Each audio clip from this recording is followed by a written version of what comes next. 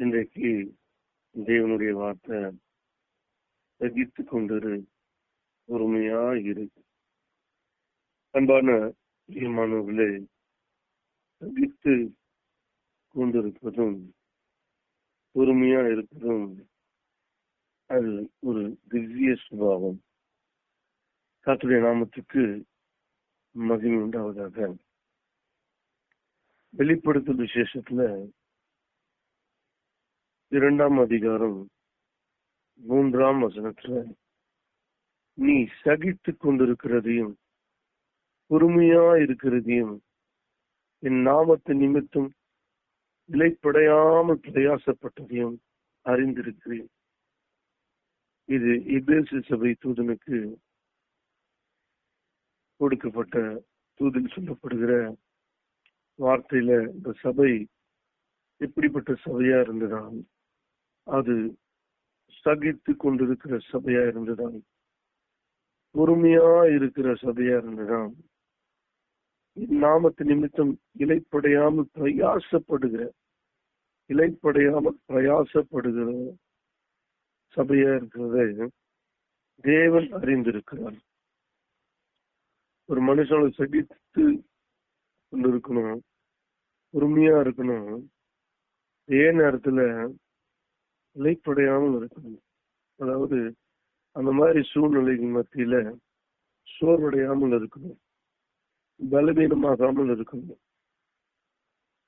இந்த சூழ்நிலை இருந்தும் அந்த சபை இலைப்படையாமல் பிரயாசப்பட்டு, அன்பு பிரியமானவர்களே, இந்த காலை வேளையிலே நாம் கூட எவ்வளவோ விஷயங்களை சகித்து கொண்டிருக்கிறோம், எவ்வளவோ காரியங்களை நாம் பொறுமையா இருக்கிறோம்.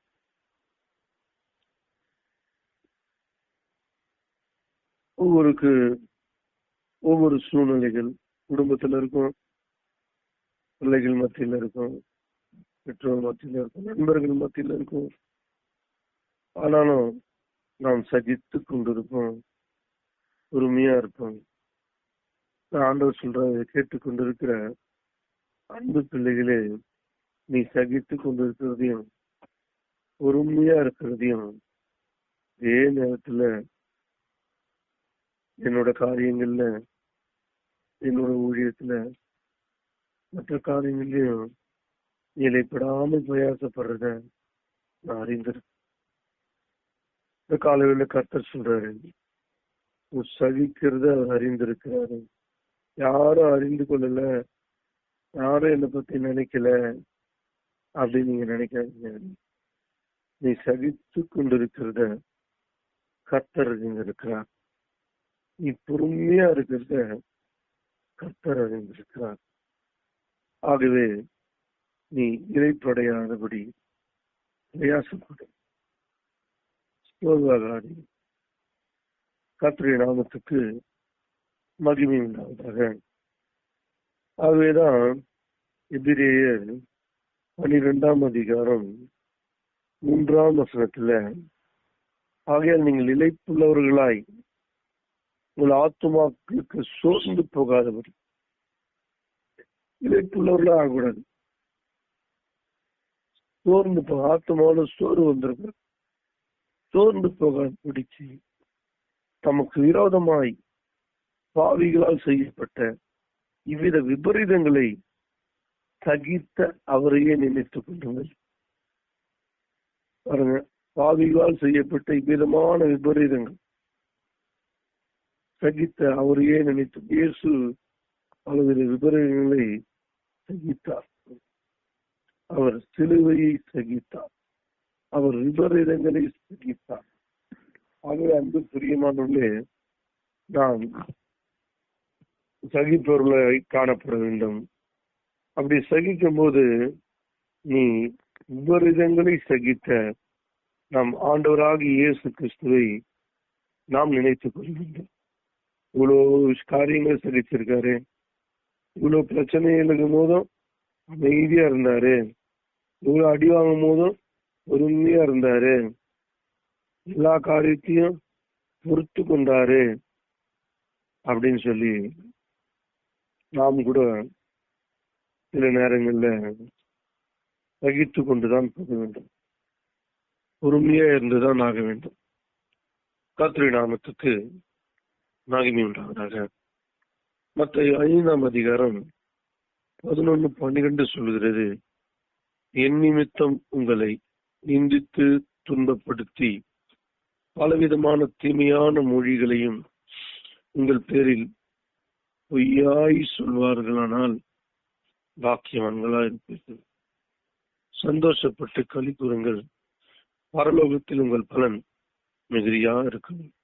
உங்களுக்கு முன்னிருந்த தீர்க்கதரிசிகளையும் அப்படியே துன்பப்படுத்தினார்களே. அன்பான பிரியமானவர்களே, அவர் நாமத்தின் நிமித்தமும் சில நேரங்களில நாம் துன்பப்படுத்தப்படுவோம். நம் மீது பலவிதமான தீமையான மொழிகளை சொல்லுவோம். உங்கள் பேரில் பொய்யாய் சொல்வார்கள். உன்னை பத்தி தப்பா சொல்லுவாங்க, உன்னை பத்தி பொய்யா சொல்லுவாங்க, கெட்ட வார்த்தைகளை பேசுவாங்க. அப்படிலாம் நடக்கும்போது வேதம் சொல்லுகிறது, எப்படி சகிக்கணும்னா சந்தோஷப்பட்டு களி கூறுன்ற. பரலோகத்தில் உங்கள் பலன் மிகுதியா இருக்கும் என்று இந்த வேதம் சொல்லுகிறது. யாருன்னா உன் மேல தீமையான மொழிகளை, உங்கள் பேரில் பலவிதமான பொய்களை, தவறான பொய்களை சொல்லி, அபாண்டமான பொய்களை சொல்லி உங்க பேரை கெடுக்கணும்னு நினைக்கிறாங்களா, நீ சகித்து கொண்டது, சந்தோஷப்பட்டு களி கூறு, பரலோகத்தில் உங்கள் பலன் மிகுதியா இருக்கும். அவர் தீமையான மொழிகள்ல இயேசுவ பேசினாங்க. அவர் மேல பொய், அபாண்டமான பொய் குற்றச்சாட்டுகளை வைத்தாங்க. ஆனா ஆண்டவர் அதை சகித்தார், பொறுமையோடு காத்திருந்தார். அதன் பலன் சிலுவையிலே மரித்து அவர் பரலோகத்துக்கு எடுத்துக் கொள்ளப்பட்டார்.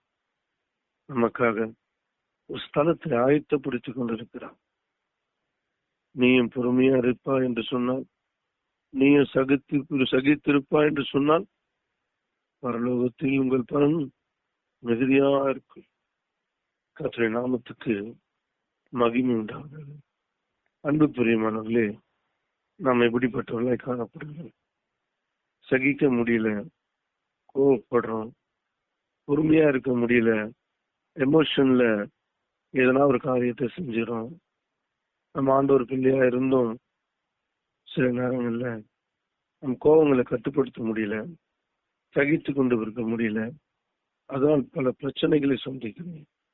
வேதம் சொல்லுகிறது, நீ சகித்து கொண்டிரு, நீ பொறுமையா இரு. உன் மேல அபாண்டமா பழி சுமத்தினாலும் நீ அமைதியா இரு. அவைதான் சங்கீதம் 55:12 சொல்கிறது, என்னை நிந்தித்தவன் சத்ரு அல்ல, அப்படி இருந்தால் சகிப்பேன். எனக்கு விரோதமாய் பெருமை பாராட்டினவன் என் பகைஞன் அல்ல, அப்படி இருந்தால் அவனுக்கு மறைந்திருப்பேன். எனக்கு சமமான மனுஷனும் என் வழிகாட்டியும் என் தோழனும் ஆகிய நீயே அவன். அவ பாருங்க, நிந்தித்தவன் சத்ருவும் அல்ல, அப்படின்னா சகிக்கலாம். எனக்கு விரோதமா பெருமை பாராட்டினும் என் பகைஞனும் அல்ல, அப்படி இருந்தா மறைஞ்சுக்கலாம். ஆனா எனக்கு சமமான மனுஷனும் வழிகாட்டியும் கர்த்தருடைய நாமத்துக்கு அது யாரு அப்படின்னு நீங்க பாத்தீங்கன்னா, நம்ம கூட இருக்கவங்கன்னா வேற யாருமே இல்லை. நம்ம கூட இருக்கவங்க எத்தனையோ குடும்பத்துல கணவன் மனைவிக்குள்ள பிரிவினைகள், பகை, பிள்ளைகளுக்குள்ள, தகப்பனுக்குள்ள, உற்றார் உறவினருக்குள்ள, சொந்த வீட்டுக்குள்ளேயே எதிர்ப்பு, பகை, இப்படி சகிக்கிறது. கர்த்தருடைய நாமத்துக்கு மகிமை உண்டாவதாக. வெளியில இருக்க ஆளு பகைச்சாவோட பரவாயில்ல, வீட்டுக்குள்ளேயே இருக்கிற உறவினர்களுக்குள்ள வீட்டுக்குள்ளே இருக்கிற கணவன் மனைவிக்குள்ள, பிள்ளைகளுக்குள்ள கர்த்தருடைய நாமத்துக்கு மகிமை உண்டாகிறது. ஆகவே அதை நாம் சகிக்க வேண்டும். அதை நாம் சிலுவை, அதை நாம் சுமக்க வேண்டும். அதை பாரமாக எண்ணக்கூடாது. அதை சகித்துக் கொண்டு பொறுமையாரு, இலைப்படைந்தார், இலைப்படையாமல் பிரயாசப்படு. கர்த்தருடைய நாமத்துக்கு மகிமை உண்டாவதாக. யாக்கோபு 1:19 சொல்கிறது,